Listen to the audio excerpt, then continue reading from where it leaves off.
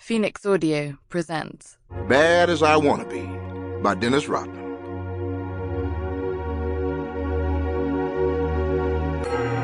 On an April night in 1993, I sat in the cab of my pickup truck with a rifle in my lap, deciding whether to kill myself. I was in a parking lot of the Palace of Auburn Hills, the site of many of my greatest moments as a professional basketball player for the Detroit Pistons.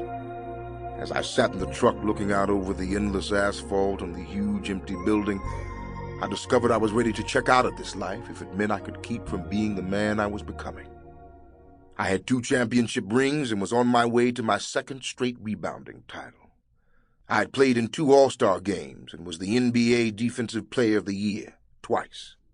I was wildly popular in Detroit, the blue-collar working man in a blue-collar working man's town.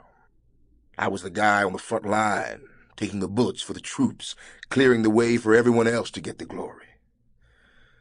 It was a role I loved, and a role that people loved to see me play.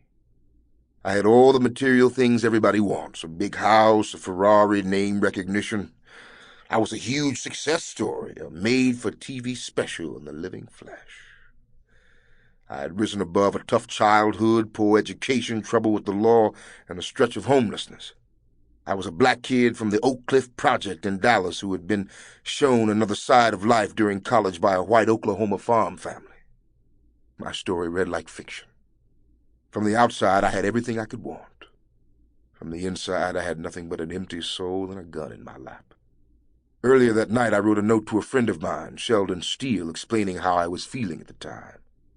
I drove over to his house late that night, dropped off the note, and drove to the arena.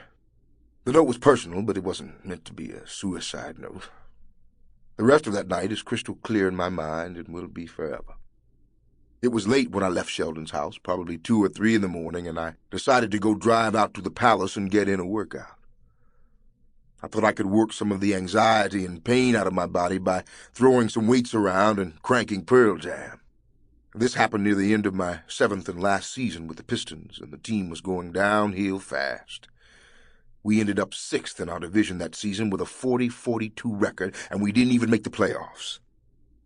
That's pathetic when you consider we were world champions just 3 years before that.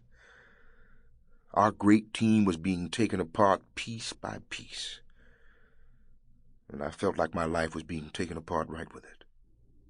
I was thinking a lot about how fucked up my life was, how much bullshit I was going through at the time, and wondering how much more I could take. I must have worked out for 2 hours before I closed the place completely exhausted. Sample complete. Ready to continue?